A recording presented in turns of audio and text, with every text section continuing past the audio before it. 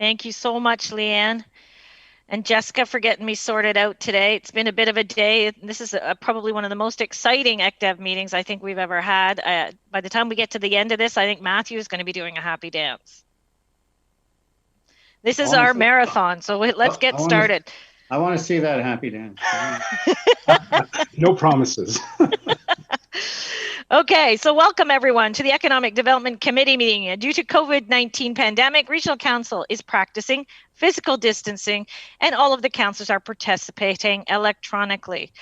In an attempt to speed things up, we have assigned a mover and seconder. I will read those out. I will then state the result of the vote. I will now call on Leanne Wetzel to conduct our roll call. Leanne, if you please. Thank you. Chair Jowett. Here. Councillor Erb. Here. Councillor Galloway. Here. Councillor Harris. Councillor Harris. Councillor Jaworski. Here. Councillor Kiefer. Here. Councillor McGarry. Here. Councillor Verbanovic. Here. And Chair Redmond. Oh, there's an empty chair. She was there. She was there. So all present except for Councillor Harris, and I'm sure Chair Redmond will join us momentarily. Thank you. No worries. She's well aware of the conversations happening today. I don't think she's going to miss anything. So thanks, Leanne, so much. I'm looking now for any declarations of pecuniary interest under the Municipal Conflict of Interest Act. There she is. Seeing none, we'll look to, there are no registered delegations, my apologies. And today we're just going to start out with, Matt and I had a conversation about just kind of a regrouping. And so Matt and Helen, and who else is here to help us, Matt? Michelle and Bruce. Michelle, Sergi. Yeah, Michelle, Sergi, and Bruce. Bruce, okay, good. And so I refer you back to the focus areas of our strategic objectives and our thriving economy. And so will I pass that over, Matt? Or would you like me to start? If you want to start with a few comments, then we can maybe just get into a bit of a discussion around that. Okay, and so this particular group, we're hoping to engage in this conversation in that we have all the way along. I think we've made business important to us, and I think that, quite frankly, I'm really pleased with the job that this committee has done, and the Economic Recovery Group when they got together and made some great suggestions. I want to make sure that we say thank you to everyone, specifically Matt and the team for finding. God, I don't know where you find these funds, but you just keep lifting up those rocks and finding ways for us to get some good work done. I was really proud this morning at the Chamber of Commerce to do the talking points around the vaccine, but we thought we would take the opportunity, did Matt and I, to roll into it our own positive vibes around what we've been doing for business, and certainly made sure that everyone was aware of the work that our own chair has done behind the scenes to lobby government in this regard. I'm sure that's why we have also why we've gotten to where we are today. When we roll out some of these things that are happening, we can feel really good about the collaborative effort of staff and certainly of council to make some good stuff happen. We specifically, you know, you can get onto the website and look at the strategic imperatives, and I think that's what we are doing, and I think we've adapted here. What I do think is important for people to realize is that we've cornered two significant intentions here: some real practical output for the business community and some real strategic output. So you look at the East Side lands as a strategic output, right, Michelle, and some of the things that staff are doing with regard to automating permits and real-time knowledge sharing in that software that we're looking at. And then you look at the real practical things like what we're going to discuss certainly today on the rollout of PPE and what that looks like for business. And our ambassador, wait a minute, Matt has given it a really good name now. What is it, Matthew? That program is now called the Ambassador? COVID Safe Ambassador Program. Right. And so business is thirsty for this for sure, and it was evident today by some of the questions we had at the chamber, and they're partnering up quite nicely with us to roll out the PR on this. So I think what we've done is we've let the business community know that we hear them, and we're doing everything we can to support, like I said, practically and strategically. I'm glad Minto's here today, because I know that Chair Redmond has sent some advocacy requests up the food chain, as we like to call it, to make sure that there's a recognition, and she's going to present today on just how devastating COVID has been on our tourism industry, and how important it is that we recognize those workers, and just what recovery looks like for that sector, as well as many other sectors. Okay, Matt, is there anything I missed? Is there anything you want to add to that? No, maybe if I can just share my screen. Please do. So I just wanted to put this screen back up for the committee members today. This is from the strategic plan and the thriving economy pillar. And I just wanted to put this back up and have a short discussion just about this, because this is really what's guiding our work over the coming years, but particularly in the coming year. And wanted to point out that, a lot of the, some of the reports, for example, that will be in front of you today, and some of the information that we'll be sharing today, definitely falls to economic development at the region. But as you from the priority areas here in the strategic plan, economic development really and a thriving economy really falls across a number of different areas, work areas at the region. And it goes beyond the economic development department. It goes into other areas, and I have some of my colleagues like Michelle and Helen here, where they're focused on things like our planning policies and community building for decades to come in the region, and our cultural heritage components. And these are examples of other areas where all of these things together make a thriving economy. Of course, I'd be remiss if I didn't touch on the airport too, and what a significant economic driver that is for the East Side lands, which Chair Jowett mentioned, but also the growth of business and the economy as a whole in the region.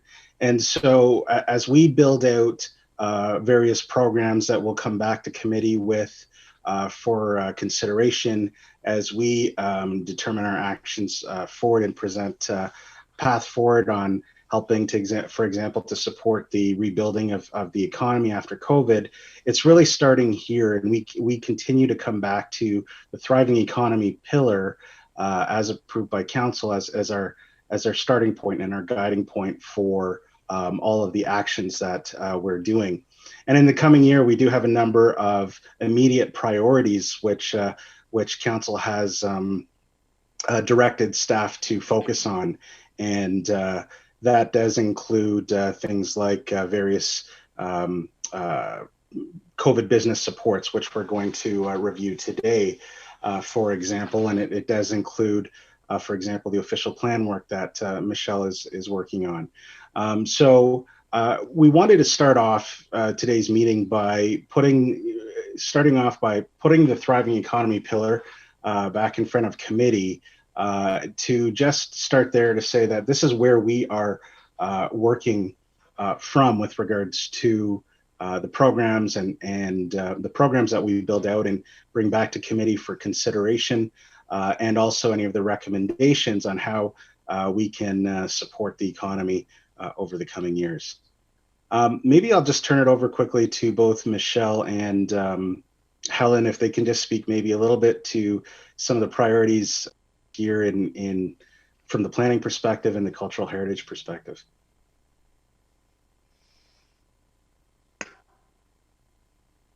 I'll jump in then.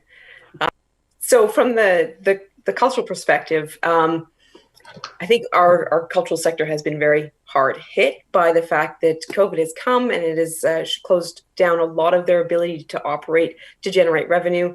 Performing arts in particular having a tough time, tourism attractions having a tough time.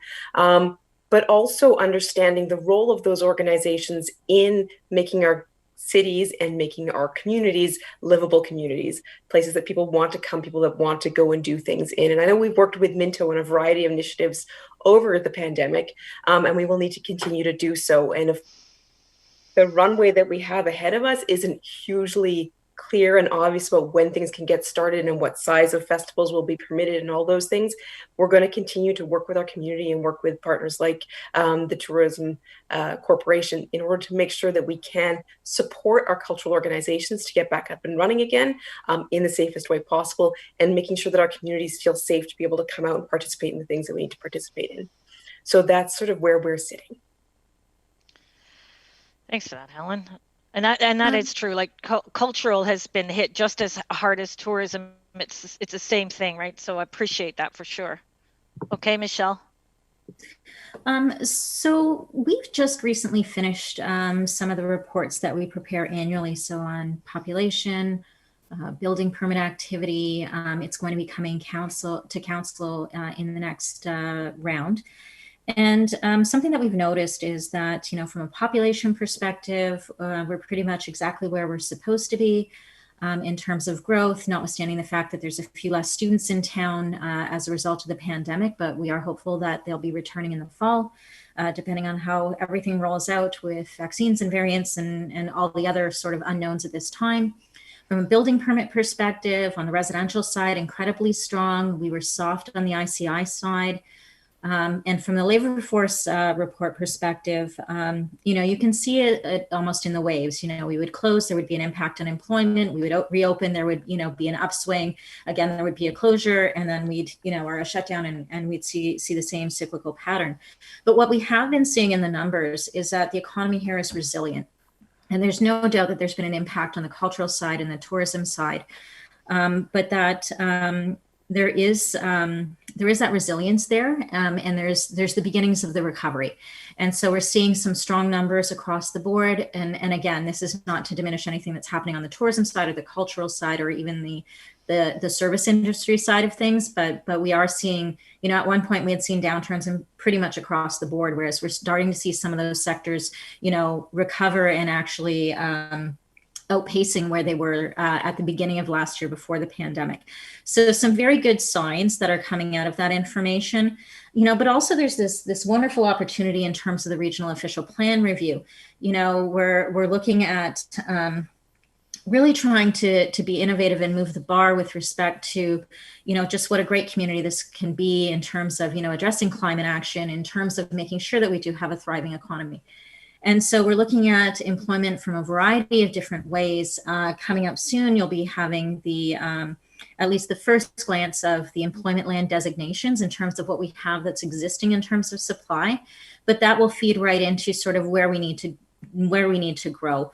And what we need to do to provide for employment into the future. So we are planned to grow by roughly 200,000 jobs by the year 2051, and that provides a lot of opportunity for us. Whether it's office, true employment land, and traditional manufacturing, logistics type work, population-based employment. So really that ability to provide for that complete community, as well as to provide for opportunities for better transit, all those connections that you need to make and all that collaboration you need to have in order to provide for a resilient economy and for a fulsome community as well. Well, thanks for that, Michelle. That was awesome. And it really does help to draw all the little pieces in together to remind us that a prosperous, healthy community, is an attractor. And I think that you're right. We are very resilient, and we've been able to rebound slightly. And yeah, you're right, not to diminish what's happened to the tourism and cultural pieces. So that's a good lead in to having Minto present. I think this is going to be very eye-opening for some of us for sure. So are you ready to rumble? You ready to go? I am. Do you not need a jacket on with that? You look like you're freezing out there. Okay, can you see? You can see my screen. I know I'm not supposed to really say that. You can see my screen though? Yes. All right, good. Good afternoon, everyone. Thank you for inviting me to speak today about the tourism industry. As you all know, and has been said already a couple of times today, tourism was the first and hardest hit industry when the pandemic started just over a year ago, with the closure of restaurants, bars, attractions, and events. In a matter of days, in fact, by Friday, March the 13th, we saw over $3 million in cancellations just on that one day alone of conferences, meetings, weddings, and sporting events. And as time progressed, so did the cancellations. Waterloo region is a destination that has attracted visitors attending conferences and meetings, sporting events and tournaments, festivals and events, and visiting friends and relatives. With this healthy mix of visitors, our annual hotel occupancy in 2019 was about 68%. With the travel restrictions and lockdowns imposed in 2020, average hotel occupancy dropped to 27%. Restaurants and attractions closed, theaters shut down, and for more than 3 months, no one went anywhere. This has been devastating for the tourism, hospitality industry around the world, not to mention culture. Here's the most recent job information that I was able to get from the region of Waterloo. 2 things to keep in mind. First, it's important to use caution when interpreting monthly labor force survey results due to the small sample size, and its volatility. Secondly, this is a 3-month average, moving average, December through February figures. And so sometimes recent change is masked. The February 2021 employment level of 8,200 was only 46% of employment levels for this sector pre-COVID February 2020 of 17,900 employees. We're now seeing annualized figures also. They show the accommodation and food sector was down 5,000 jobs in 2020 compared to 2019 for each average for the year. These annual figures will be published in a report to Council by April 13th. Our industry provides employment for a disproportionately high number of young people and women. Thanks to the recent relaxation of restrictions in capacity in restaurants, some are back at work, although I'm very fearful that that might change tomorrow. The impact on the mental health of hospitality workers has been severe. Jim Moss is going to talk about a survey that was completed last month to better understand the situation. As vaccinations can begin to roll out and some businesses are recovering, we are seeing light at the end of the tunnel, but it's a very long tunnel. With international borders closed and many reluctant to get on a plane or go anywhere, experts are predicting that the tourism industry in Canada will not recover to 2019 levels until 2024 or 2025. I'm not trying to be the doom and gloom person for this meeting, honestly. We've been aligning our advocacy efforts with the Tourism Industry Association of Canada and the Tourism Industry Association of Ontario. A tourism envelope, these are some of the things that we've been asking for, and we're hoping for your support. The first one is a tourism envelope within the Regional Relief and Recovery Fund, or fondly known as RIF, among many of those that have applied to it. This program has been seen as a critical support for many tourism businesses that are unable to access support through other government programs. The fall economic statement committed $500 million in program support through to June 2021, specifically to help tourism businesses. We're hopeful that the federal budget coming down on April 19th will extend funding through this program. The Canada Emergency Rent Subsidy. The extension of the current subsidy rates and top-up will provide relief for many tourism businesses. We're recommending access to the 90% top-up for businesses that are impacted by limitations on mass gatherings and travel restrictions, and include businesses that have provided essential services but have not closed. The Canada Emergency Wage Subsidy, or CEWS, has been a lifeline for the sector and has provided businesses the ability to retain their workers. The increase of the maximum subsidy rate to 75% and extension to June 2021 are welcome news, but our industry is still in recovery. We're recommending an increased subsidy to 85% of the hardest hit businesses until the end of summer 2021. and that the government ensures the program works for seasonal businesses, associations, and other tourism businesses that show no revenues in specific periods due to business cycles or have year-round employees. And that the program modifies criteria to include 100% of the cost to carry furloughed employees. Most importantly, I think, is that we champion. We're asking the government to provide tourism businesses with tax credits to help defray costs associated with safety protocols. Use the current international industry data and available science to inform the reductions or elimination of quarantine measures. Provide government financial support for rapid testing and contact tracing programs to keep Canadians safe and to reinstate travel. And provide federal guidance on a policy roadmap to safely reopen provincial, territorial, and international borders. And from the Ontario government, the recent provincial budget announced a further $400 million in support of the tourism industry. Great news, but there are still some details that have yet to be defined. The Ontario Tourism and Hospitality Small Business Support Grant, there's still details that need to be shared, but this will be a $100 million grant or $100 million in funding that will provide grants of $10,000 to $20,000 to eligible tourism businesses, which is fantastic. The Tourism Recovery Fund, the budget includes $100 to $150 million for tourism recovery in this fund. There's very little detail available on the fund, but we understand that it will include a tax credit incentive for Ontarians to travel within Ontario. When it's safe to travel, we need to motivate Ontarians to rediscover Ontario. They've been doing pretty much nothing else for the last year, but we want them to do more and spend more. And we think an incentive is going to help. We believe there should be more incentive offered to visits that don't normally see tourism traffic, like Waterloo region. Areas like Niagara, Muskoka, Prince Edward County were overrun with visitors in the summer, and many are already booked for the upcoming year. We need to get this incentive launched before June, because if it's delayed until the fall, many businesses will not benefit this year. One of the other things included in this Tourism Recovery Fund is a Gateway Cities program that's specifically aimed at Toronto, Ottawa, and Niagara.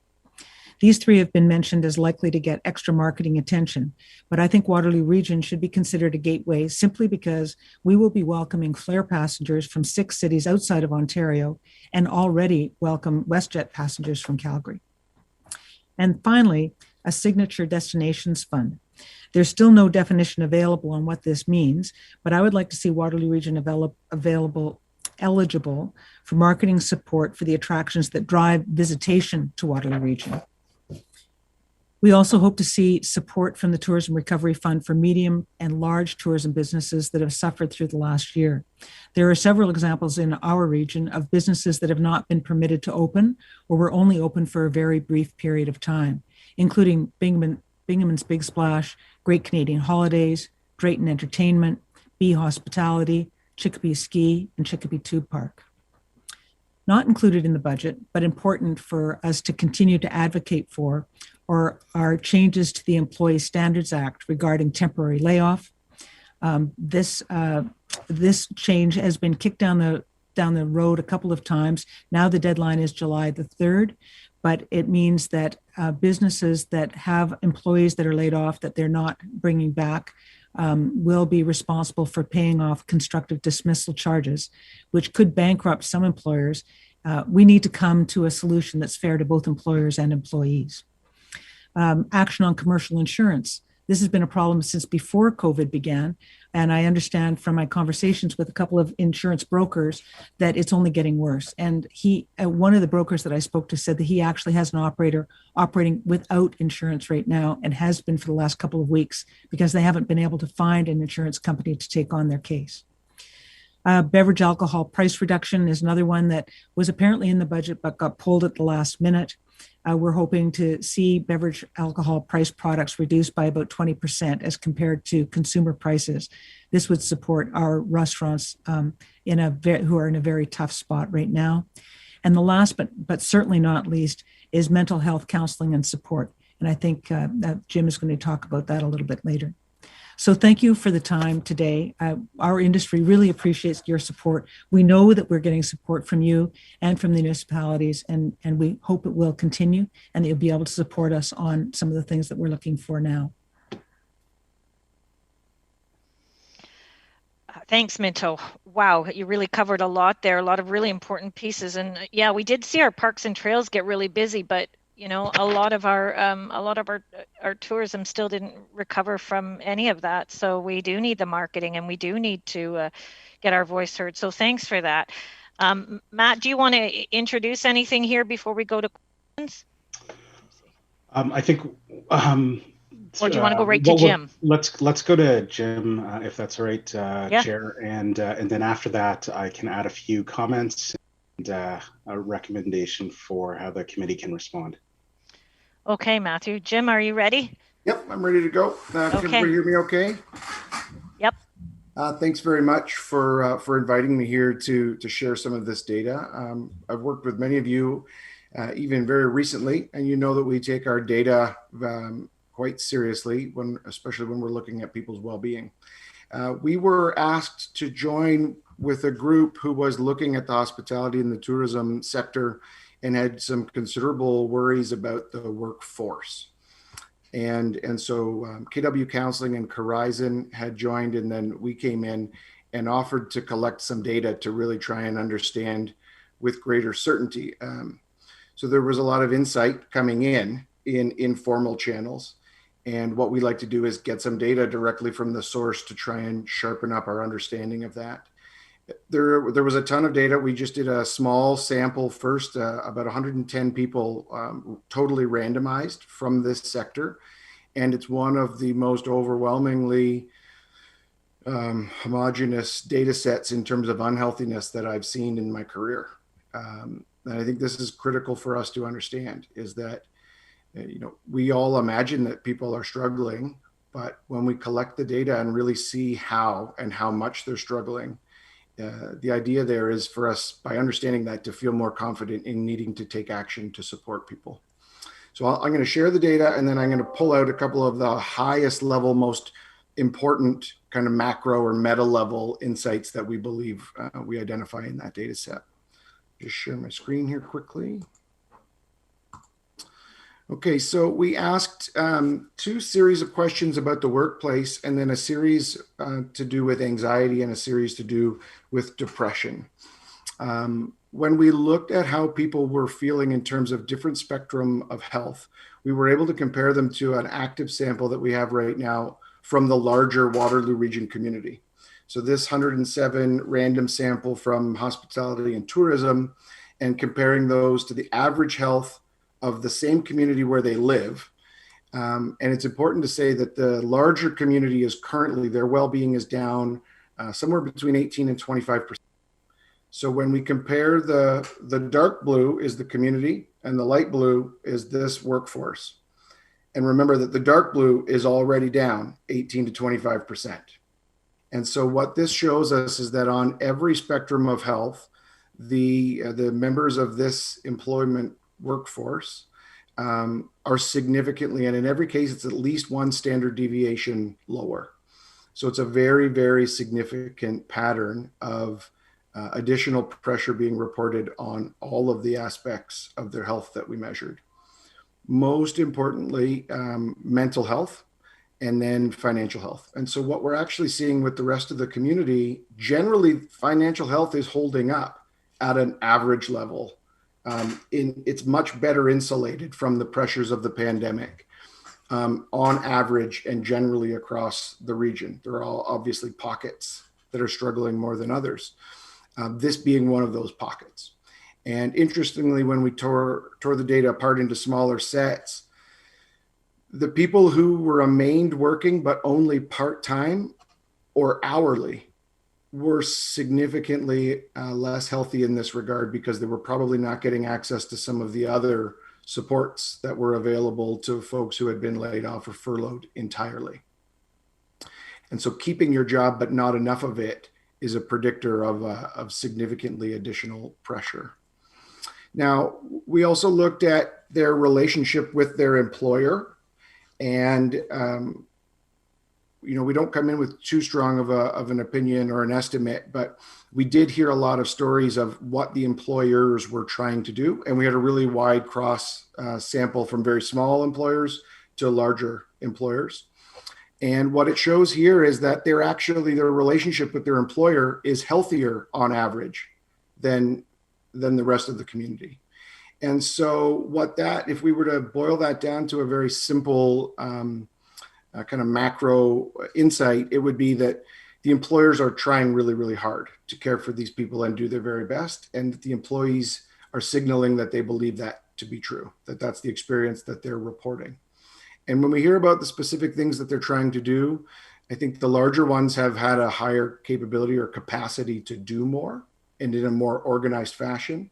And the smaller ones, lack some of those tools like benefits, for example, or having a large, management force who could call all of the employees and provide additional supports. So definitely size mattered to the ability of the employer to execute on their good intentions. So then what we in working with KW Counseling and Horizon, we look specifically at anxiety and depression, and we don't have a local sample for that. So this is actually data that was compared from a large population in Australia. So it's not a perfect comparison. But what you can see is that it's very significantly different. So demonstrating anywhere from 2 to 3 times as many people than a similar workforce earlier in the pandemic, but a broad workforce. And so 28% of people reporting severe anxiety, 22% moderate anxiety. Even if we just look at those numbers on their own without the comparison, there's a lot of real time effects that will be having on people's lives, but we should also not expect it to end quickly. These are not things that just go away quickly. And the longer that they last, the more that they tend to complicate. If we look at depression, we see very, very similar. So 27% reporting severe depression, 26% moderate depression. I'll show you just very quickly a much larger data set, but not to look at all of the details, but more to demonstrate kind of the overwhelming signal that we get from it. So you may have seen some of these before in different work that we do with each of your individual organizations, but this is called a heat map. And so we tease it apart into like every dimension that we can to look for differential types of results. So right here, this column here represents those well-being questions, but broken out by age group, by gender, by living situation, whether they've received financial aid. There are no bruises here. This whole category, no matter how we slice it, everybody is being very negatively impacted. There are some spots that are worse than others, but there are no spots that are doing significantly well unless you're over the age of 60, it would appear. Some of the characteristics that suggest you would be experiencing greater stress, people who are single, in their 20s. If you're single and happen to be a parent, it's significantly worse. Supervisors as opposed to managers and senior leaders. So they're experiencing more anxiety and depression, but the average levels of health, well-being, mental health, mental well-being, it's basically just very, very low everywhere you look. So it's a very unscientific thing, and you maybe have heard me say this before, but the best way to look at a heat map like this is to kind of blur your eyes. And what you'll see is big, dark channel of very dark blue that represents very, very low health scores. So, we try to take the data, tease it apart into some critical insights, tease it apart into every possible insight, and then come back away with what are the most important ones. If the pandemic were to start easing up immediately today and everybody could go back to work, some of those people would return to average health over a realistic period of time, where the support of having employment again would naturally start to have a benefit, right? What we would not expect is that everybody will return to health. So there are people significantly below normal averages and then even just community average. And even if we could give them all back jobs today, many of those people probably wouldn't be healthy enough to go and do great work. And so if we're successful, at rebooting tourism at large, it doesn't mean that the workforce is going to be healthy and ready to step into that work. And so we need to build ladders and reach down and then jump in the hole with them and try and boost them up in any way that we can. The mental health system is obviously under a lot of pressure. And earlier in the pandemic, you would have heard mention of things like a shadow or an echo pandemic of mental illness. And this is the data that shows us that that is already here in parts of our community. Horizon, just because they don't have enough capacity necessarily to provide individualized mental health support, we're looking at a model where we could provide group type therapy and support to get people something sooner while they're on the waiting list to try and get into the individualized support. And I know that Horizon had been, their EAP, for example, was made available to as many people as possible. And that would be important, and it will have started to work, but I think it probably touches the surface of the real scope of this. Some questions you might have is, where else in the workforce do we see similar signs? Well, we don't have this much data about each pocket of the workforce. We would expect some other groups to be similar, and I think it's important that we find those groups because they're going to need very much the same, and we need to figure out who needs to get back to employment and are they healthy enough to do that, and then those people who could return to employment, what do they need to be healthy enough to be able to get back there at all?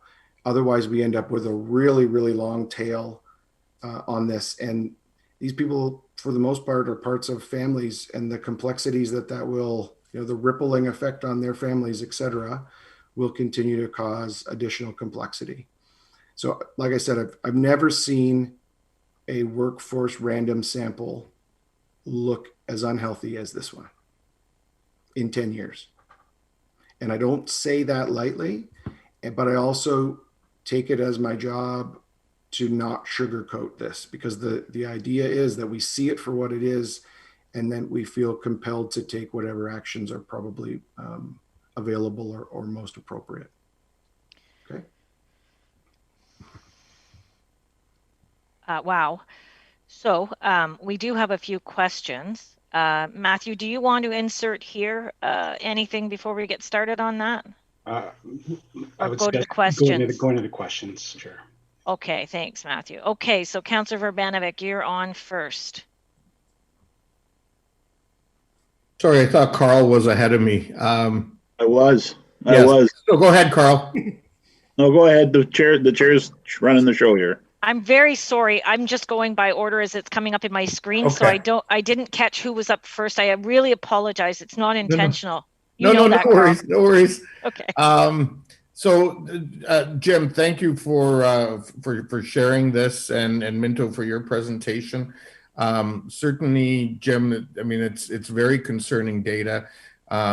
Dave and Catherine and I had a bit of a prelude to it last week in a conversation with a leader of one of the restaurant groups locally. And is it, I mean, there were a couple things that, we talked about in that conversation, and I'm wondering if these are your views as well. Part of what's been driving this for this group obviously has been the challenges of the real economic hit that they've experienced, but it's been the on again, off again yo-yo of, okay, you're working, you're not working, you're working, you're not working. That's impacted this. And the other piece has been something that, quite frankly, arguably has impacted all of our colleagues. And I think we see it a little bit as well at times. We get energy, just like that group gets energy, off being with people and working with people. and that not being able to be the case right now has really sort of led to this. Is that sort of your sense as well from the work that you've done? Yeah. So on the first point, the oscillation, back and forth, and prolonged uncertainty are very, very significant. And so we see that actually everywhere. In fact, working with some groups over this past week, looking at managers, those who have stayed in the office or stayed at home, healthier than those who kind of go back and forth or work 2 days here and 3 days home. The brain loves stability. It allows it to feel safe and focus on whatever comes up that's variable. When everything's variable, it lends towards anxiety because we start worrying about variable in the future. And so the oscillation is a predictor of it being more difficult. So any stability that we can provide will be an improvement, right? And mindful of those who are experiencing the worst of that, it would matter significantly. The second half of the question, can you repeat the second part just in a nutshell?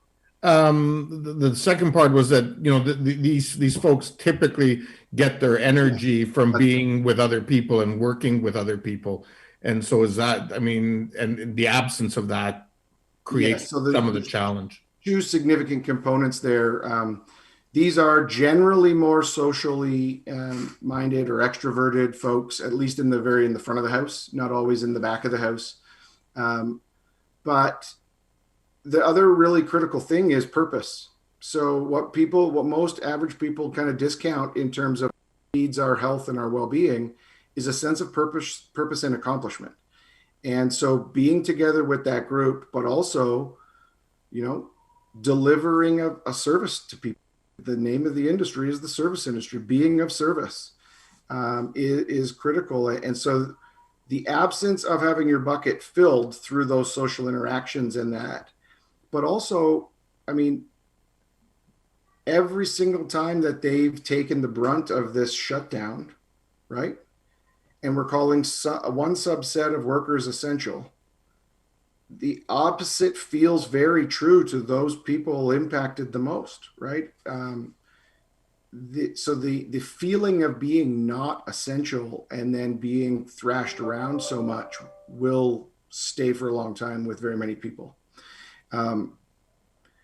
Any way we could get these people back to work, delivering service to the community, right? Like, in fact, one of the things I thought of this weekend was, this is the workforce we should have had into the vaccination volunteerism group, or paid somehow, like doing something meaningful. Any opportunity we can get these people doing something meaningful with their lives and feeling like they're valuable again to their community will help significantly. Just to build on what Jim just said about getting people back to work, in Vancouver, they hired hospitality workers to help in the vaccination centers.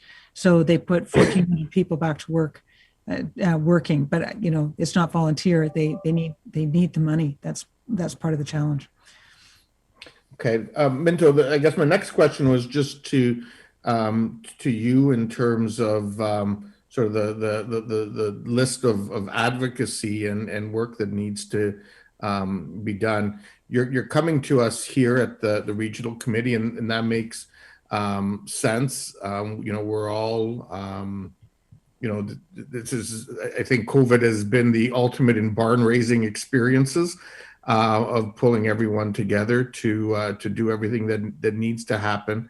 But a lot of the work around local economic development and supporting our businesses on a day-to-day basis is rests with our local economic development departments.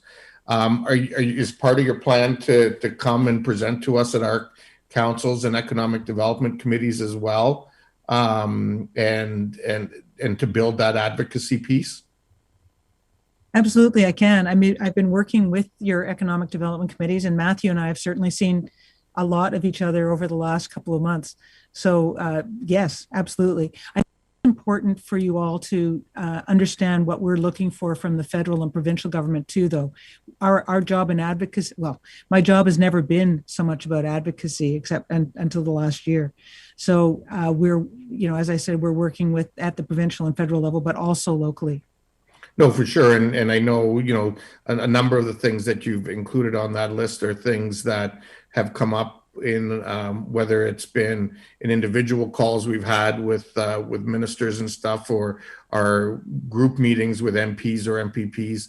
And there's certainly a number of other things there that I think, we can fly the flag on to take it to the next level and go from there.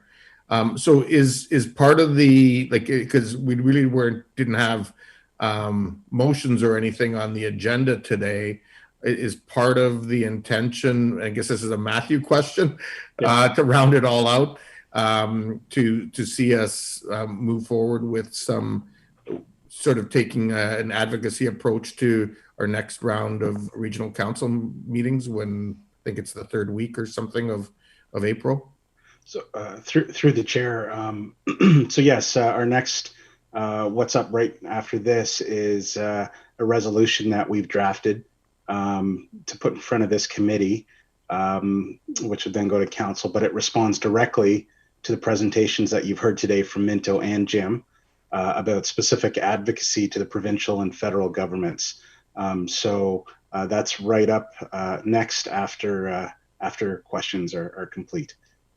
Okay, great. Thank you. Thanks, Barry. Councillor Kiefer, and I do apologize. It's okay, Madam Chair, not a problem. My question, thanks Jim and Minto and Matthew for the presentation or for the information, but Minto, I really like the advocacy points for the federal and provincial government that you had there. And as we all know, sports is a big tourism factor in the equation. Now, the region is not responsible for sports in terms of facilities and play fields and things like that. But I think Councillor Vrbanovic asked the question about, are you going to the municipalities? And I think my question has to do with that. How are you responding to the municipalities, or collaborating with the municipalities, or doing what you need to do in terms of getting to the playground here? From on the sports side. Correct. Carl, with the sport hosting office is now actually based in our office. And so we've been working with the municipalities at the sport advisory committee level. And we've actually been fielding, they were the first ones that came with some groups looking to book for 2021. Which is fantastic news. Sadly, we've also had some big cancellations for 2020 and 2021, but we're working with everyone that comes in is looking for space, and we're looking to support them financially as well. We don't have a lot of money, but we are able to support some of them, and it's still something that is critically important to what we do. So a big part of our one of the pillars of our existence. Yeah, I just wanted to bring it up, Minto, because the fact remains that I've always believed, as you know, I've always believed that the sports end of it adds magnificent factors to the formula here in terms of tourism and bringing in dollars and creating jobs and having jobs. So it's important. Thanks for that, Minto. And you should know that we have the archery team, the Canadian Olympic archery team, is training in Cambridge. Wonderful. That's great. Thanks, Carl, for that. And Councillor McGarry, you're up. Thank you. And through you, Chair. Well, I'm glad Cambridge is on the map, because the city of Cambridge did put forward about $100,000 in order to help to ensure that Cambridge is certainly part of the regional strategy in knowing how to recover and where to put our dollars in the safest amount of place we can, since we're not out of the pandemic yet. So I know that you're strategizing and prioritizing which sectors could certainly do with a boost. I did want to ask though, and it's really on, I guess, out of your sports marketing office now, what work is being done specifically on looking at tournaments or sports tourism sort of opportunities in the near future and within the next year? Do you have sort of a sense yet, Minto, where we're going on that front, knowing that none of us have that crystal ball as to when the restrictions are going to ease? Yeah, that's a good question. The challenge is with numbers going up, we're in a second, third wave. That's the challenge for the sport organizations as well, because they're trying to forecast ahead of how likely they'll be able to go ahead. So what we do is keep in very close contact with the provincial sport organizations and the local sport organizations to make sure that we're there when they decide that they want to go ahead. We also respond to national bid requests through the Canadian Sport Alliance. And we have a couple on the go right now. So hopefully some in the hopper, but mostly for 2022 and beyond. Okay, thank you. And if I may, Chair, I wanted another comment and question regarding Jim's presentation. And I think certainly my honorable colleague, Councillor Verbenovich, has also asked most of my questions, as he suggested. Councillors Verbenovich, Jaworski, and I had a roundtable with the industry, the restaurant industry, last week with our area MPPs as well, in order to really get a good sense of not only where the industry was at, but what we were going to look for in the future in order to see this industry really recover. And some of it was involving job training. How were we replacing some people that have left the industry and they won't come back? I was interested as well in the mental health aspect of it. It really is very frightening. And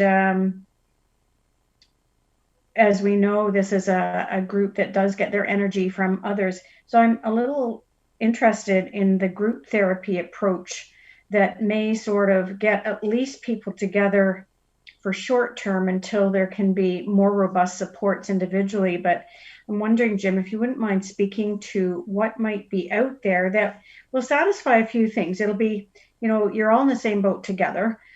And here's a group of individuals that may not have been able to get together before, but may actually get some positive energy out of the experience of just being together, even virtually, in order to have some support. So do you have any more detail on that program? So no, we've only just kind of started to think about it, but it came out of a looking around for what assets do we have that are available, and how do we get more value out of the assets that we have. So if we don't have enough trained individuals to provide one-on-one, can those one-on-one folks with that level of professionalism kind of serve larger groups at a time? And we know that the waiting list is hard for people to sit on. So it won't work for everybody. It doesn't, right? And certainly certain topics are more serious and more intimate. And as you go further down the health scale, it's less likely to have the same depth of benefit. But for some people, certainly it works. And I know that we're looking at this in other programs that we do at the Y. We've seen it where we used to bring folks in for what we call a diabetes fit management program, where they would come in once a week. And sometimes people that don't get a lot of social interaction. And it's not what they come for, but when you ask them how they're benefiting from it, the social interactions of doing things in groups is really quite beneficial. And we've been able to move all of that to be virtual, digital, and maintain that it doesn't replace in-person social, but that it is significantly better than the absence of it entirely. And so I don't think that the group therapy can be viewed as something that will replace, the apparatus that's already in existence. But given that we can't turn that quantity of availability up very quickly, then we have to look at what might be the second or third best options. And we do think that more of this group therapy availability, or small group even, is better than just waiting on the waiting list passively. All right, thank you. And I'm sure that the municipalities, certainly Cambridge would be certainly willing to partner or assist wherever possible in order to try and get some of those supports in place. Thank you. Thank you. Thanks for that. So Chair Redmond, you're up. Thanks, Chair Jowett. I have two quick questions, and I have to apologize. I had to drop off for 2 phone calls, so if I missed this, just tell me that it's already been presented. But Jim, you provide a very sobering profile, and it's certainly something anecdotally. We heard from the restaurateurs specifically when Minto organized a meeting with a few hundred, and that was several weeks ago, but very sobering. Are we sure that the people that need the supports are able to access them? I don't know that we are, to be honest. I mean, you can see the list, right? You can see the list of people who have signed up. You can see the lineups. If I were to kind of zoom out and think about more general patterns, usually the people who need it the most, you often have to go and look for actively. That they're, when you hit a certain point in health, you isolate, which means that there's less people able to see you. I will say that everything that we've heard from the restaurant owners is there has been a lot of activity and effort spent reaching out to people and trying to stay in touch. And I think you would all be, it's heartwarming to hear that even the people that had to be laid off and aren't actually active employees anymore, that the employers are still in very many ways, to the extent that they can, treating them with the love and the kindness that you would an active employee. And sometimes they felt like they had to lay those people off so that they could get the benefits that they couldn't provide for them, and kind of end that employment to move them into the system that can support them. So I do think we would need to go and look harder. Even part of this would be more advertising and communication, right? Getting the message out there about what is available and how people can find it.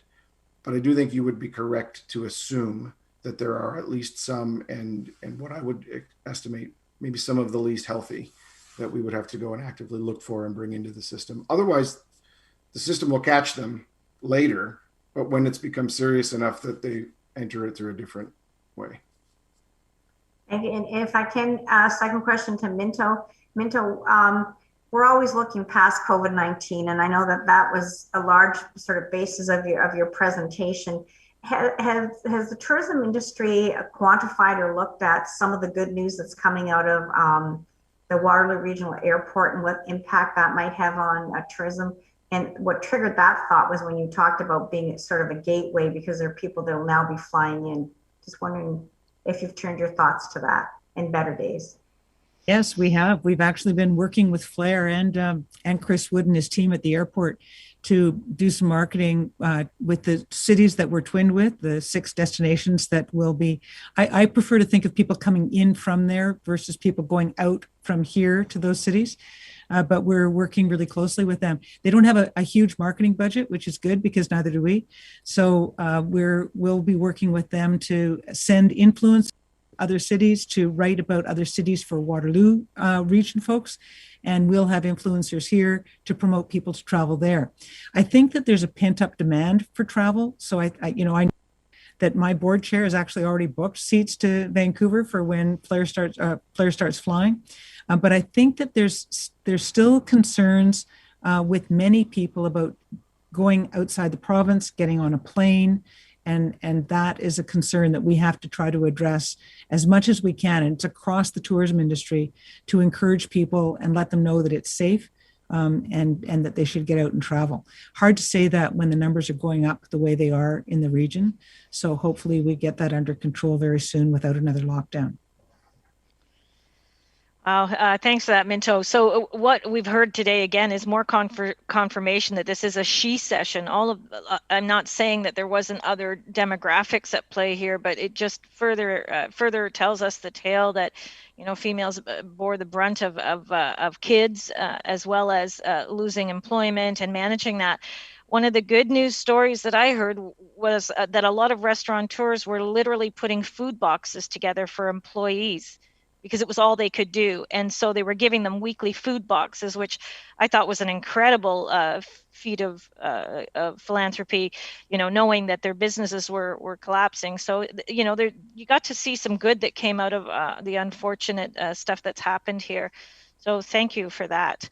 So we're going to turn it over to Matthew now. Are you there? There he is. You want to sum up some stuff and get us sorted for our motion? Well, just very quickly, I did want to just say that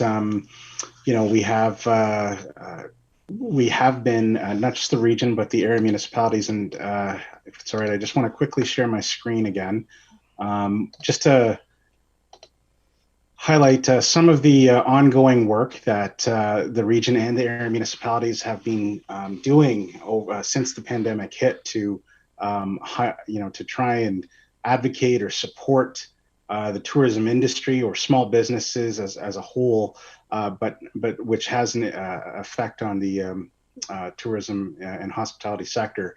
And so, we have as a collective, done a number of advocacy initiatives and continue to hear the challenges that local businesses in the tourism industry are facing, and working with groups like Minto and Jim at the Y and our local BIAs, our chambers, and directly listening to businesses as well.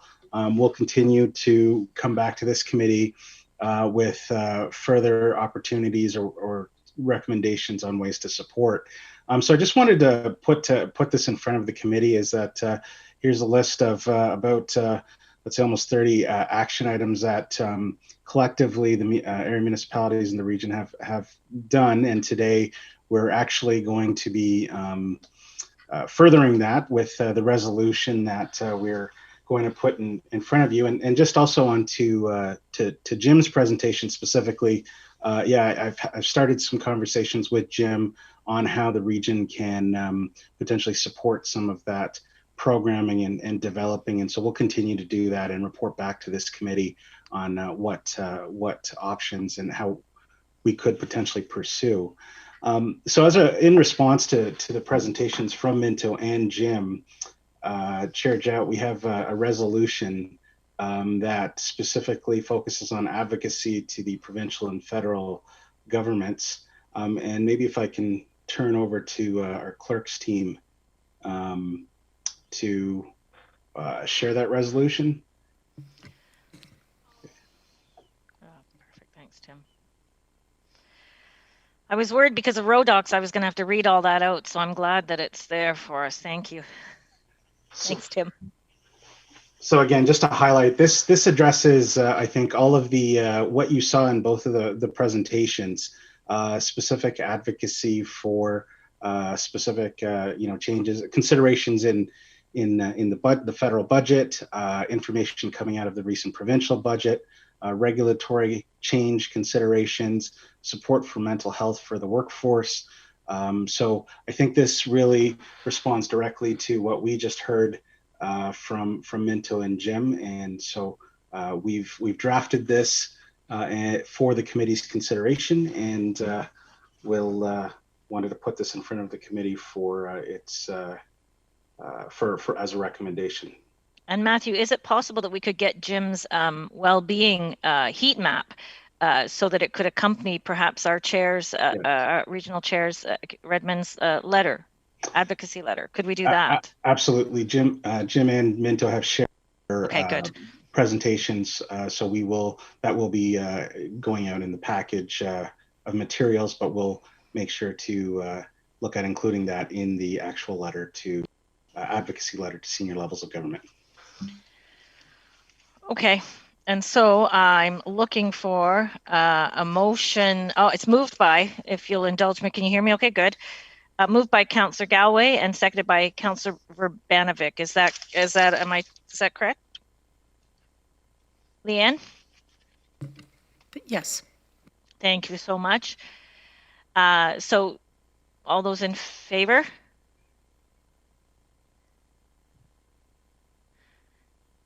Any opposed? Okay, so that's carried and will be moved on to Regional Council for review. And thank you to both of you for the sobering presentation. We hope we can get some good work done here. And I know that Chair Redmond's advocated strongly in the past, and I think we'll continue to do so. And I think we might see some changes. So thank you for that. Thank you for the opportunity to be here today. Chair Jowett, if I can just interject as well. Of course. Yes, These Leanne. recommendations are actually going to be taken to the Board of Health meeting later this afternoon to Right. be endorsed The through ratification. council. So they will be approved today, just so everyone's aware of that. So you can't call us slow in government, can you? Not today. Okay. So thank you for that. Let me just got a bazillion papers here. I apologize that you're all having to see me flip through. So Matthew, we would be ready for the next, I guess, presentation, correct? Correct. Or is there anything? Okay, good. All right, take it away, Matthew. Get us going. Great. So thank you, Chair. So the next report that you have in front of you is a report requesting funding from the strategic initiatives, so the strategic investment in business supports funding that Regional Council approved as part of the 2021 budget.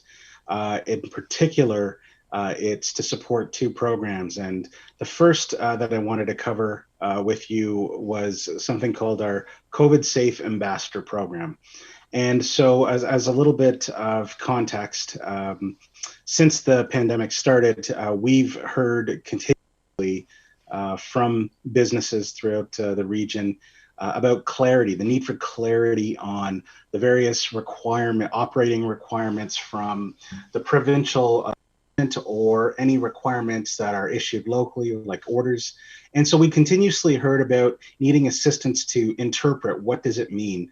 And then through the Ontario color-coded stages, moving between stages and how that impacts businesses and how they have to adjust, how they have to change their operations, ensure a safe working environment for their employees and their patrons. And so they were really asking continuously, and they continue to do so, is ask for support on understanding the various regulations and that are in place right now provincially, and how the call often, although they're provincial, the call often comes to region and area municipalities for that type of guidance, and to our public health team. So, we have been trying to think of a way to respond to businesses, and I'd say towards the end of 2020, we became aware of a new initiative run by an organization called the National Sanitization Foundation International, NSF International. They are an international standards organization that focuses on certifying various industries. So, for example, locally, a number of our businesses in the food sector, for example, they'll have their certification from NSF International. So, really, they're considered like a gold standard in various industries. And we learned of a new program that they had put together specifically designed to support businesses with operations and providing services to patrons, and applying various requirements and regulations that might be in place to the business place. So they developed a whole education-based assessment program. And back in December, we started looking into this program with NSF, working with a number of our community partners, being the chambers, BIAs, the area municipalities, and a number of other partners. We started having conversations on what a program like this would look like in Waterloo region, and how it might respond to the many, many calls that we continuously receive from businesses for this type of assistance. So we developed in partnership with a number of community partners this framework for an education, an ambassador program, which would actually see local ambassadors use locally developed education materials that are based on Ontario's color-coded stages and reviewed by our public health department. These ambassadors would go door to door to small and medium-sized businesses across the 4 townships and 3 cities, and they would offer a free assessment to business based on the various regulation and requirements that exist. This assessment would essentially be about 45 minutes. It's a tier 1 assessment is what we're calling it. This would be about 45 minutes, and ambassadors would offer to do this assessment for businesses. And so that would mean they would look at a number of considerations and key factors that would have been built out through a specific checklist, and it'll be a hands-on assessment. So ambassadors will go into a business and do this assessment. If a business completes and achieves a certain passing, if they pass the certification program, they would receive as a pass sticker. Really, that could be displayed on the front of their business with an as of date. And so again, this program is really meant to come at supporting businesses in an educational approach. I want to make very clear that this is educational and it's not inspection based. So ambassadors do not have any type of authority to lay any type of charges. This is really about going in and saying, here's how we can help. Here's information on the color-coded stages, on the regulations, what it means for your specific type of business. And I think that is something that we want to point out here, is that the materials in this program is business by business, which means if you're a gym or if you're a small coffee shop, there's specific lines that we're working on and educational materials that we're working on to provide guidance to those types of industries, which really doesn't exist right now. And again, based on Ontario's requirements. So this is something that businesses can take advantage of. What we're proposing for free. It would be a voluntary program. Understanding businesses have a number of financial challenges right now, but this would provide this would respond directly to what we've been hearing from businesses for this type of assistance and guidance on how to interpret and understand the various regulations that exist. Businesses will also have an opportunity to do something called a Tier 2 assessment. And that's if they would like more assistance and they would like to sort of do a very deep dive into their operations. Businesses can request a 2 to 2.5 hour assessment with an ambassador, where the ambassador would spend that time, working with them and their staff to answer any questions, or essentially it's really, as I said, doing a deep dive into the business. And they can actually have the opportunity to request a Tier 2 assessment if they would like, rather than doing the Tier 1 45-minute assessment. Again, that Tier 2 assessment is voluntary. Our idea is that we would actually partner with our post-secondary institutions out of particularly the health programs. For example, Conestoga College and the public health program. We've been in discussions and working with the various programs at our universities and colleges to use those health students as the ambassadors. And so essentially NSF would recruit and train these ambassadors, and then the ambassadors would go door to door. But the idea here is that we can also support and help train the next generation of public health workers. So there's a real advantage to partnering with, Conestoga College, for example, in their public health program, as far as supporting the next generation of workers, public health workers. And the other thing that we're hoping from this too is that it's another way. So if we think about all the different programs that exist, first of all, I think this is very unique. And from our understanding, we're going to be the first in the country to offer this type of ambassador program. There's various other types of platforms that exist that are online, for example, and it really requires a lot of, again, further interpretation and self-training.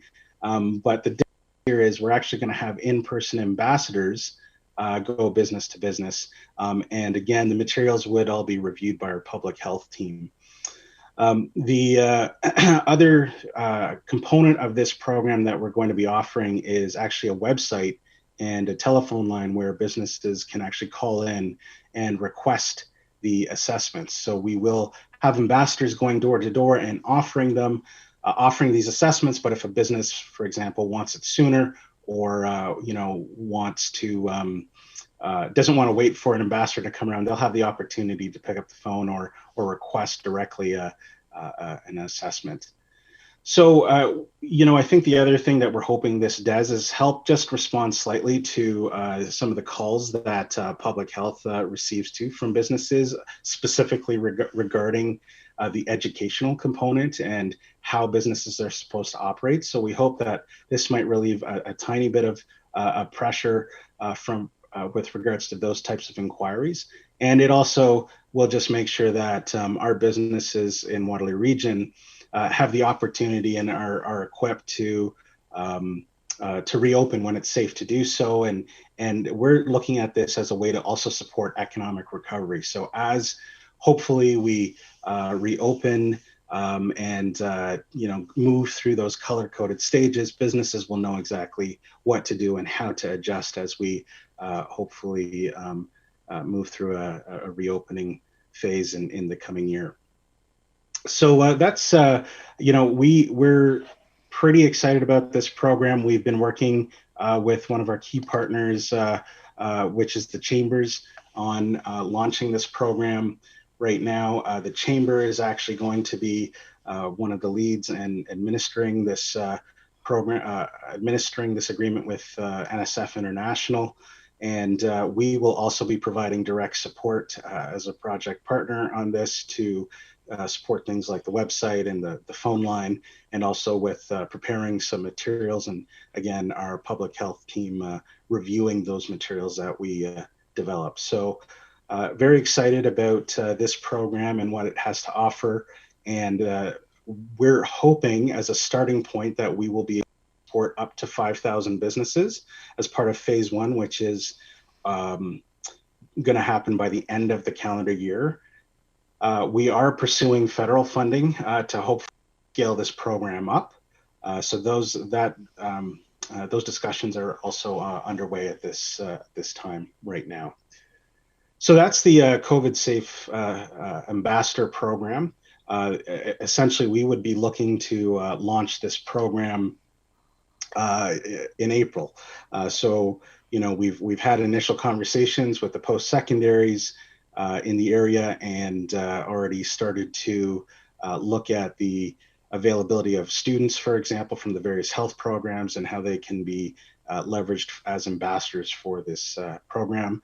And then we would hope that early May, ambassadors would actually get out into the field after being trained and actually start going door to door for businesses, pending that it's safe to do so. And then this program would run until the end of the calendar year. So before I move on to the next program that's outlined in the report, maybe I'll pause there, Chair, for any questions that the committee might have. Yeah, I appreciate that, because we do have some, so I very much appreciate that. And I think we did hear from, I don't know if everybody was there this morning, but we did hear on the Chamber conversation this morning that we were seeing mass complacency in some of the industrial areas, in that, when the hot weather comes and they're at their machines, they're not as excited about wearing the mask as long. So, employers are getting pushback. So this is, I think, a way of us supporting, listen, this is coming direct from public health. Here's the certification that we've gone through. We expect you to adhere to that. So I think it's really well timed, Matthew.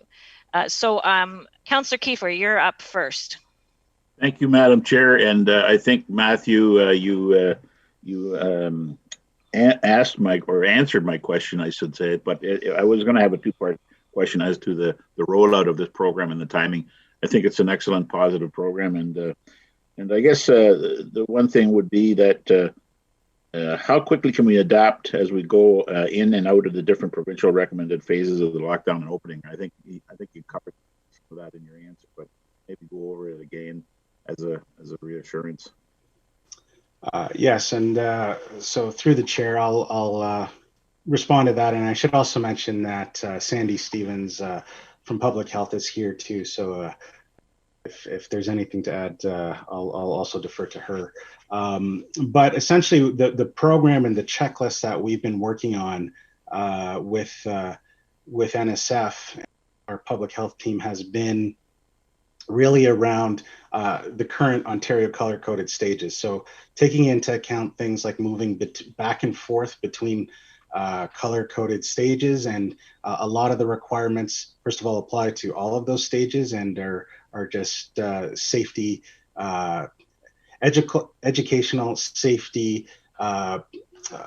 It's information that we want to make sure businesses have.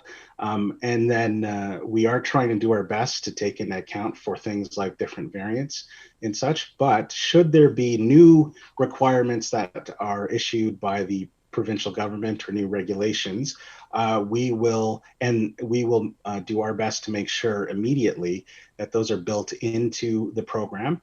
And we will look at making sure that any businesses that have been assessed receive that new information. So we are building in a plan that allows us to ensure that should there be any new changes that aren't already accounted for, that we can make sure we can get that information out to all the businesses who have already received a visit or an assessment.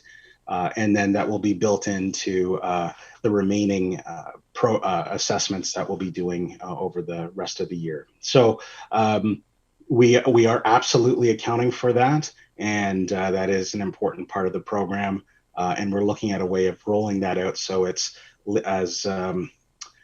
not confusing to businesses. And also, we want to make sure that this certificate program, this ambassador program, I should say, has maintains its reputation, or we want to make sure it maintains its integrity as a program that they're going to be receiving a sticker, and it's kind of a standard we're hoping that businesses will strive for. So I think this is all built into that sort of approach to how we want to support businesses with this type. And before we issue the sticker, we want to make sure we have all those types of things taken into account, and businesses are aware of that.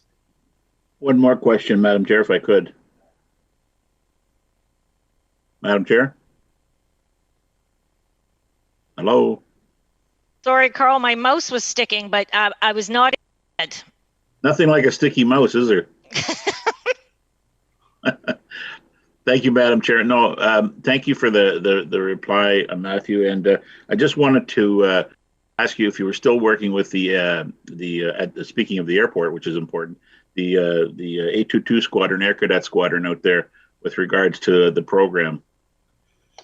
Well, so this will be, really all small businesses. So, they wouldn't be they wouldn't be exempt from this. So they'll have the opportunity to participate as will many of the other small businesses that do exist at the airport. Well, as you know, they're not a business, but an organization for sure. Yes. So thank you for that, Matthew. Yeah. I should also say through the chair that all of the materials will be available. All the educational materials will be available on the website, when anyone will be able to access that information, which will provide more guidance. So, I think that will also support some of the other organizations that might be looking for this type of information. Thanks, Matthew, for that. Councillor McGarry, you're up. Thank you, and through you, Madam Chair. This looks like an excellent program, and I really appreciate the certification from a company that has such a good reputation in the industry. NSF is well known globally, and I think it may give some, once the certificate is known about, having this sticker in the window will give some assurance to people that are doing business there or wanting to support that business that, they've gone through this standard. And I also really appreciate the fact that this would help to support our overwhelmed public health department in answering some of the questions with people in the industry that are on the ground that will have an idea of what the emerging issues are, and also some of the evaluation of the program to see if it needs tweaks along the way. So I was really glad to hear that there's an ongoing component to ensuring that they've got all of the up-to-date information. So a couple of quick questions then. It sounds to me like you're trying to roll this out for patio season, which has already begun, but certainly with the weather improving, we'll want to make sure that our patio operators can be up and running. And secondly, will you be tracking the uptake on the businesses and ensuring that it tries to get out to more people? And do you have the capacity to increase the service if indeed it's a really good uptake? So through the chair, yes, we are absolutely trying to start getting ambassadors out there for the early summer season and anticipation of, patios around all summer. And so that is a key component of us trying to move forward with this quickly.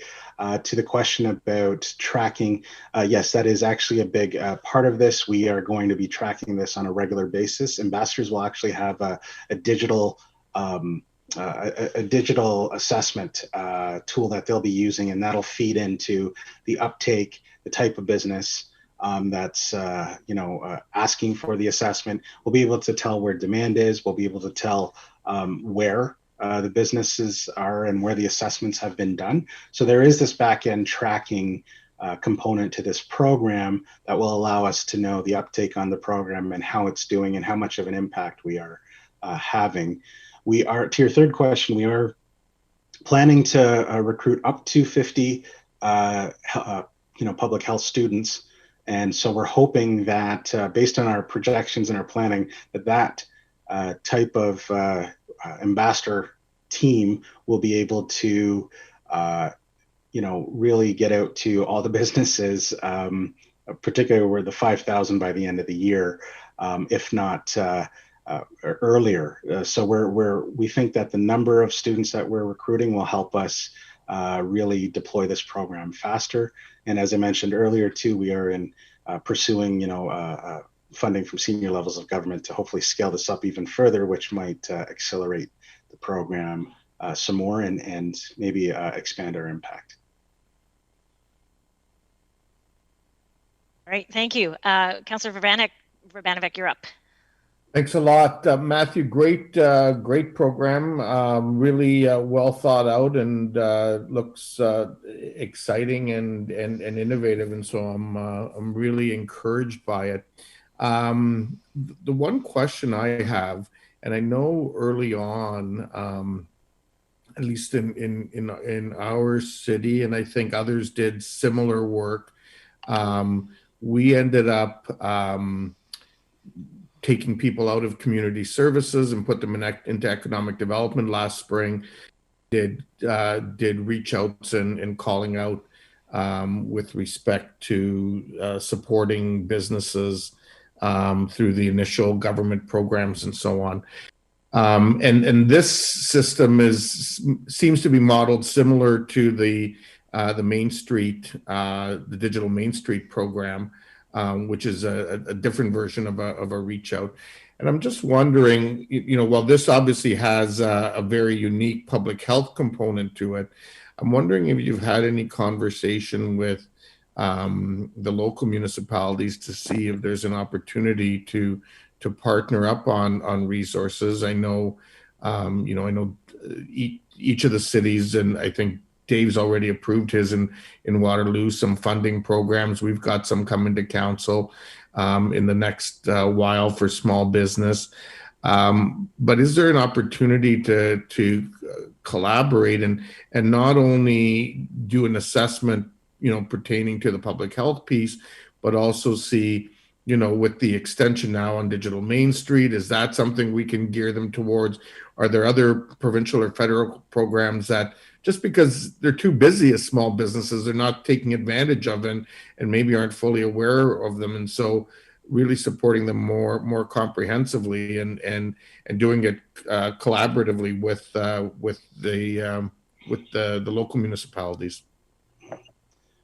So through the chair, we have, I think, primarily the scope of this program, we've really just kept to the public health lens, and we were primarily working with the students because of their knowledge base that they've started to get in the various public health programs at the PSIs. And so I think we've, to to this point, we've really kept the scope focused on the operating component, and that's been 100% driven by what businesses have been calling in and asking for. To your point about sort of looking beyond and how can we maybe, leverage the program to share some of the other information. I think what I would at this point suggest is I would view that as extra onto the scope of the program. So I would suggest that what I can do is I can take that back and have a further conversation with the various partners in the community, and I'll speak with all the area municipal EDOs and talk about what options might exist there, and I can report back on that. Yeah, I think it might be an interesting way to approach things collaboratively and sort of knock off several things in one without without compromising the base that you've created here. So yeah, I'd certainly appreciate hearing back on that. Absolutely. Thank you for that. Councillor Erb, you're up.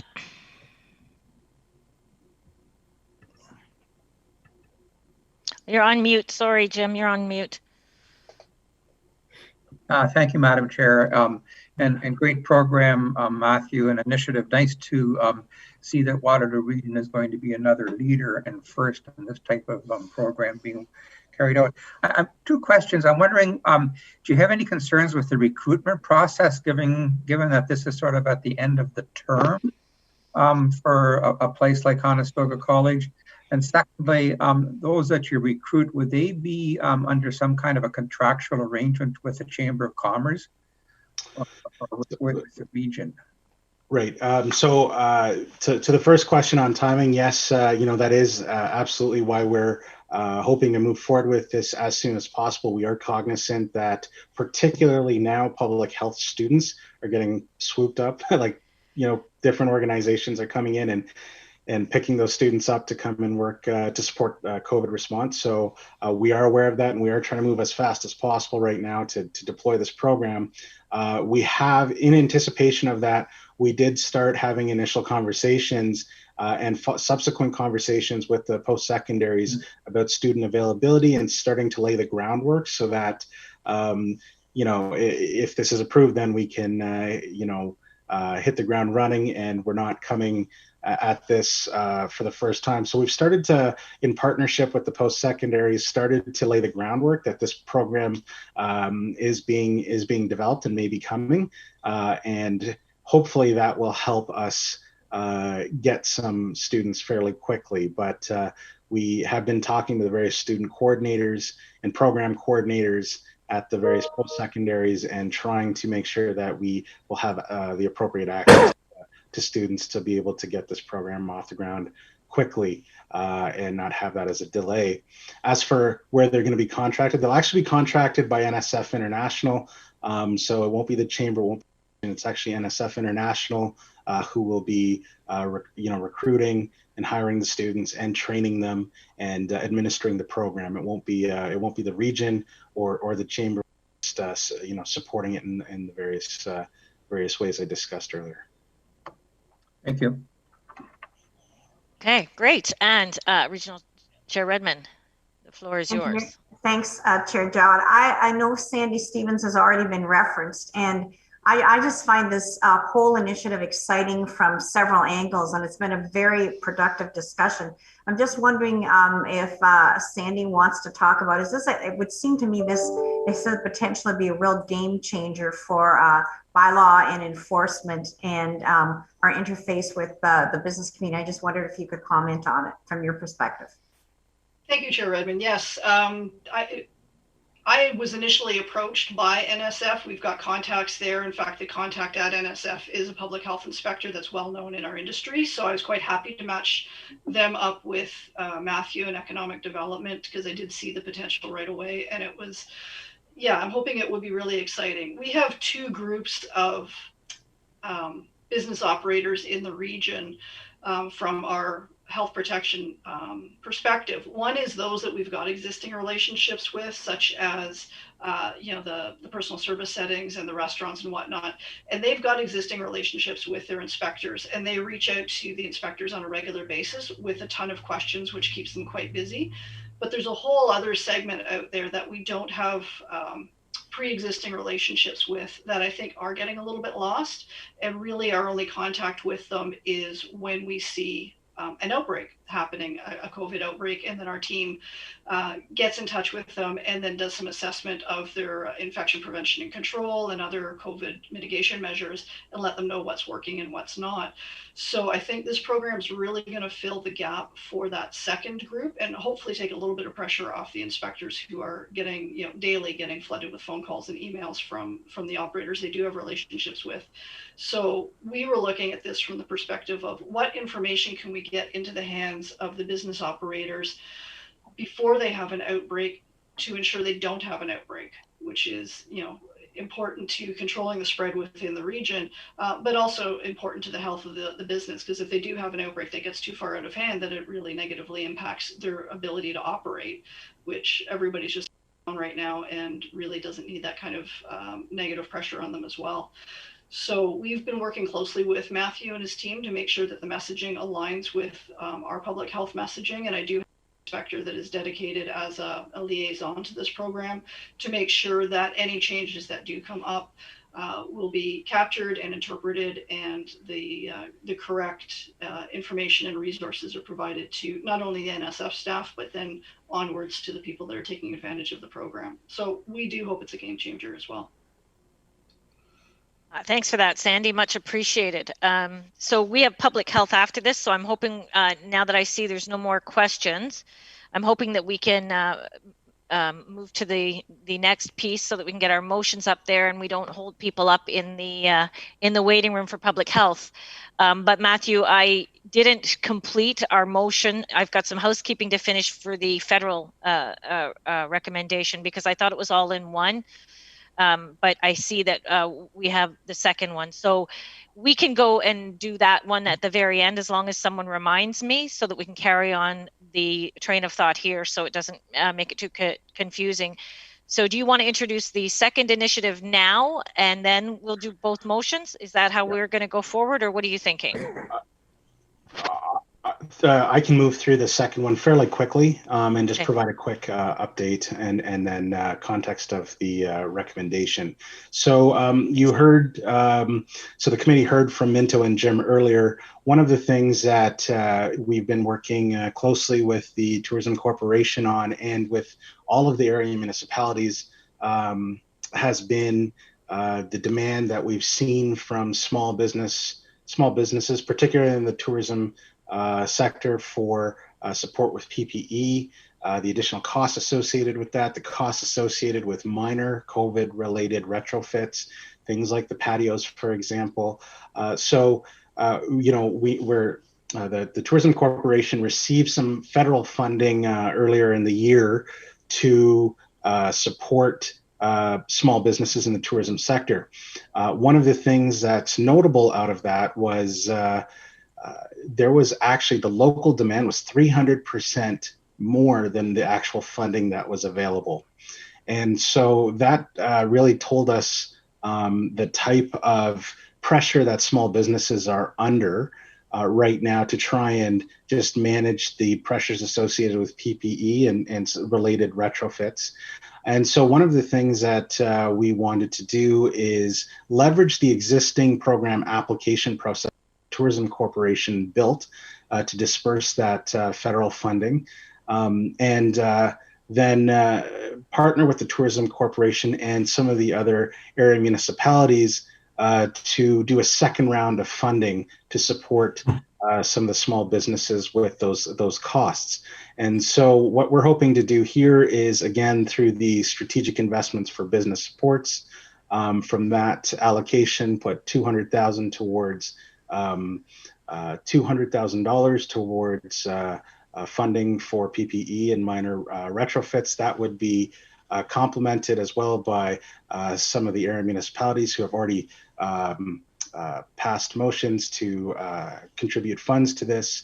And so we're hoping to do that, make a contribution from the region to this program, and then the program would be launched in the next month, and then we would look to the Tourism Corporation to administer that application process, which has a very quick turnaround, but it would allow the Tourism Corporation to reach out to businesses and let them know that this funding support program does exist, and then we'd roll it out over the coming months. So that's what this second part of the report is about, is taking $200,000 and putting it towards a program that supports PPE and minor retrofits for small businesses.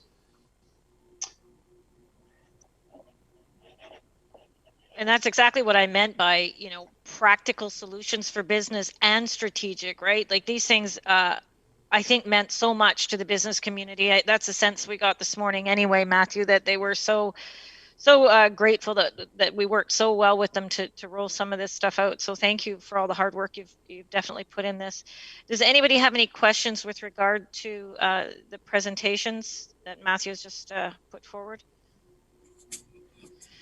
Okay, so we would like to have, is this a double motion? Sorry, I'm looking for it here because RODOX was down, so I want to make sure I have the latest. Right, Matthew, we're putting both of these together? Correct. It's both of those recommendations are in the one report. And can you put them up or not right now? Is clerks able to that report? I don't want to put them on the spot because I know they've had a hard time accessing. Yeah. We got them, Tim? Okay, thank you.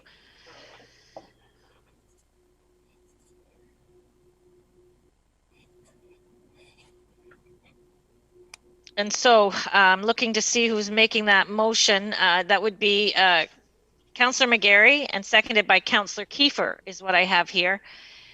And so I'd like to see a vote, please.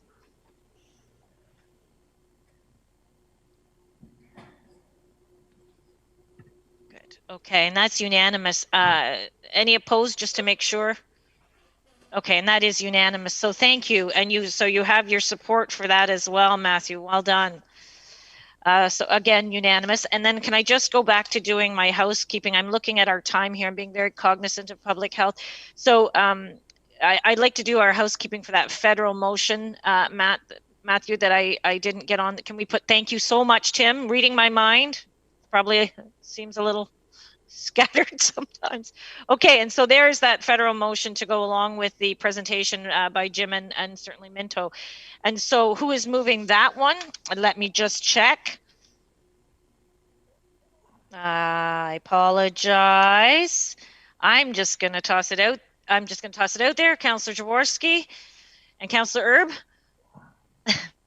All those in favor?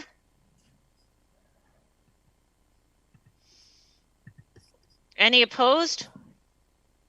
And that is also unanimous. So everything, Matthew, that you've worked so very hard for and had no sleep for months because of this has come to fruition today. And I look forward to bringing this to our regional council so that they can see, and you really have shone a light on the relationship between the region and business. I'm real proud of this, and I know our colleagues will be too. And thanks to this committee for giving Matthew and the staff the support that they very much needed, and were able to respond quickly. So, okay, so I guess I don't need a motion to adjourn, do I? Or do I? Chair, there's still one more information. Yes, you're right. So Matthew, do you have that schedule of next meetings, please? Because we are meeting a little bit more right now. There's an actual Smart Waterloo Region update, which is it's an information report, and we'll be quick, cognizant of time. Yes, please. I apologize. That's what happens when you start looking at the clock. My apologies, Matthew. Go ahead, please. No, so maybe if ask Grayson to share the screen. There. So what we wanted to do today for you is provide you with a bit of an update on the Smart Waterloo region, which is again an initiative for leveraging technology and data to support children and youth well-being in Waterloo region. And so joining me is Alison Pearson, the manager from the Children and Youth Planning Table, and also Grayson Bass, our new Smart Waterloo Region Innovation Lab manager. And so what we're going to do is just as a recap, as a starting point, and so Smart Cities Challenge, I think we'll all remember going through that process. It's this initiative is a partnership between all 7 of the area municipalities and the region. And we were a finalist in that process. If you'll remember, we've had so much community momentum with regards to this program since. Unfortunately, we didn't win the challenge, as we know, but there has been so much community momentum from private sector partners, from our social service providers, to our post-secondary institution, and most importantly, our youth in Waterloo region, about moving this forward in some sort of capacity. And so we've been working really closely with our lead partner, the Children and Youth Planning Table, and looked at a way to how we could relaunch this. And we had come up with a plan. We came before this committee in the fall, at the end of 2019, with a plan to relaunch in the summer of 2020, but the launch was delayed due to COVID. And what really stood out over the last year and was just emphasized by the impacts of COVID is that the goal we had, the community goal that was set and determined by the community about becoming the best place in the country for kids, is something that we want to still achieve. And so a lot of partners took to that message.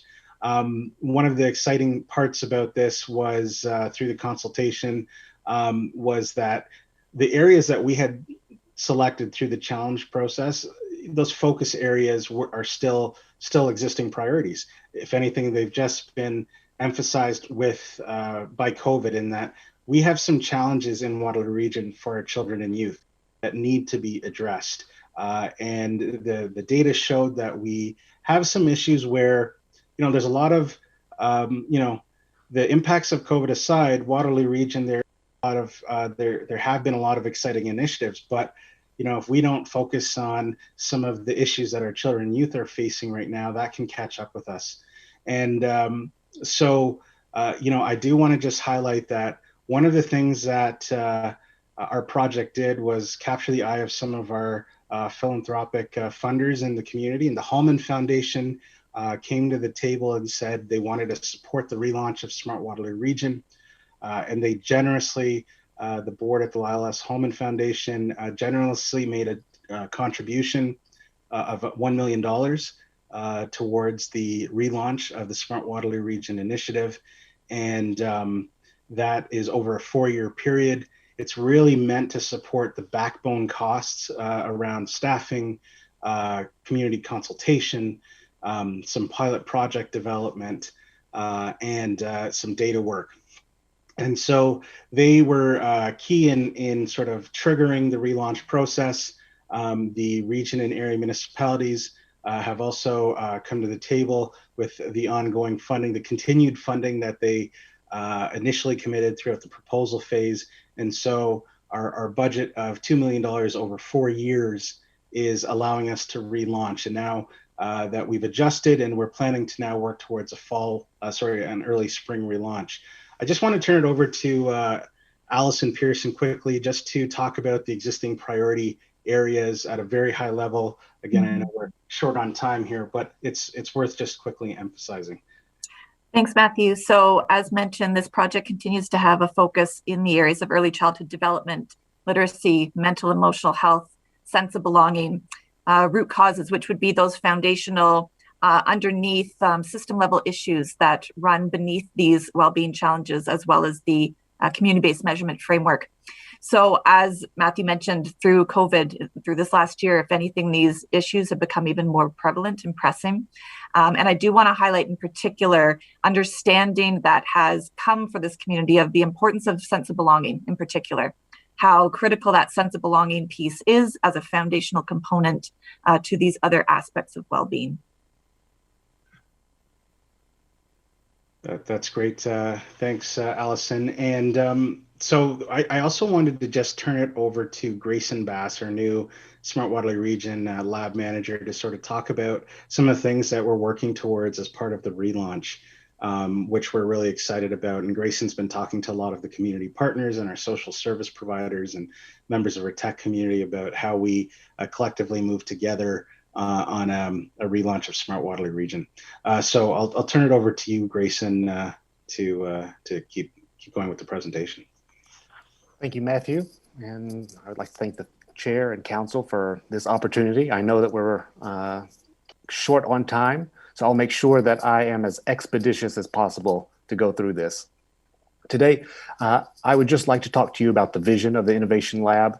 I'll give you a little bit of background on myself and how we'll go about doing that. And then I'll talk just briefly and hopefully end on a very positive note, given some of the serious conversations that we've had earlier today. I see the region maybe in a different light from everyone else. Part of being in the field of innovation is that we see the future before it can actually happen. And what I see is that in 20 years, the Waterloo region will be an oasis of wonder and possibility for children of all ages and abilities. I've inherited probably the best job in the world, a lot of community goodwill, a community that is intent on collaboration. And I believe 100% that we have the foundation and the tools in place to create the best community in Canada for children and youth in a way that I believe the entire world will come to see and model after what we do. My background is a little bit different from most folks. I've had the good fortune and luck to have lived and worked all around the world. I've worked with governments around the world. I've worked with Fortune 500s. All of what I do can be summed up as that I solve really complex problems. And in doing so, we've created a methodology called applied innovation that we'll implement here. But really, when we define innovation, I'd like to set that stage for you to understand that innovation is sometimes a word that is overused to the point that it may mean nothing. But we can define innovation as something you're really good at, plus something you've never done or never thought about. So that's expertise plus experience. And that means it should create value, which means that what we're going to do at the lab is action-based, because we cannot create value if we don't do anything. And the goal for this is that we are empowering people, we are looking at these complex problems, and that we provide the region and the area municipalities a platform for experimentation. Innovation is kind of paradoxical to government. Government's job is to optimize and keep the wheels on the bus and the train on the tracks. And innovation's job is to strip the wheels off, put wings on it, and send it to Mars.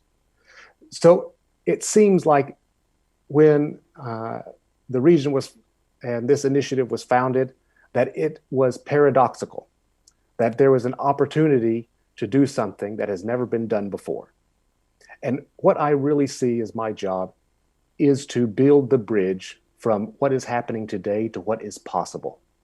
And that instead of innovation being the domain of revolution, is that it's my job to make it evolution so that we can create a better community around children and youth.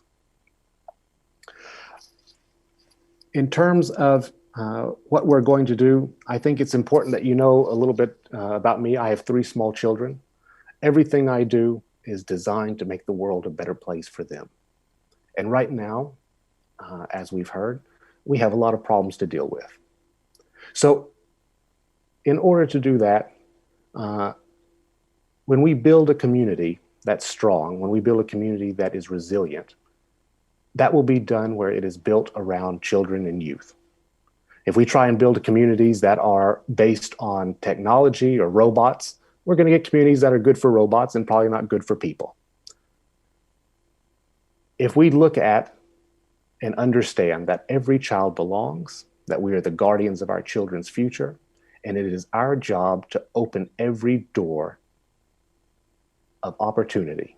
If we understand that it's our job to build a bridge to opportunity for the children that are the farthest away from it, then we start to create a community that is empowered, a community that is the best place to live, not just for children, but for everyone that we see. Given the fact that we are running out of time here, and as respect for everyone's time today, I would just like to give a quick comment around innovation and and problem solving. So a lot of smart folks look at the brain and how that works and about different wave states. And they started to find out that when we engaged in problem solving, when we had that eureka moment, we started to see the brain wave go into what's called a gamma wave state. That's the highest wave state that you can imagine. And it was always preceded by a period of intense confusion and frustration. Some may even say hardship. And then you literally had a light bulb moment, a photon releases, and you have solved a new problem. That's the eureka moment. And for someone who has spent their career solving problems, that's a really interesting and fun fact. But that's not the best thing, because what we find is that innovation, given a long enough time horizon, is a social cause. And the fact that we find the best things around innovation happen at the fringe, happen at the edge, happen to the people who have the least opportunity, because they're the ones who change the world.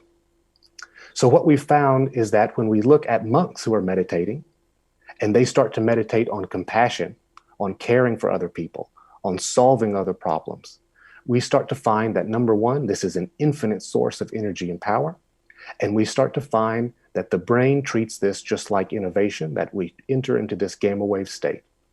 So when we take care of other people and when we solve problems, this is the same within the brain. And I say that story because I think that that's a very hopeful story.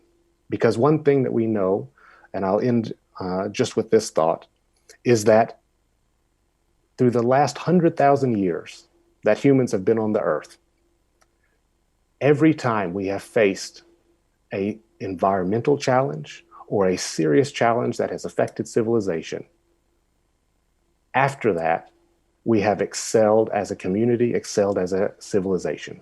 I think that this is the best time. I think this is the best initiative on the planet. And I think that the region is going to lead the way globally in what we're going to do.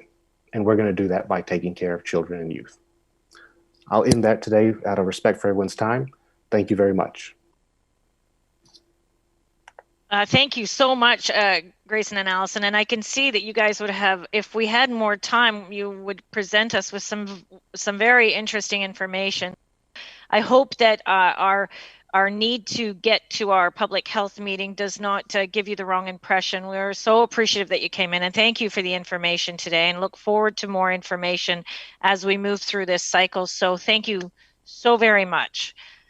So I'll leave it at that because we are literally on the minute. So Matthew, did we have anything else left? Because now I'm feeling the sense of urgency. Pardon?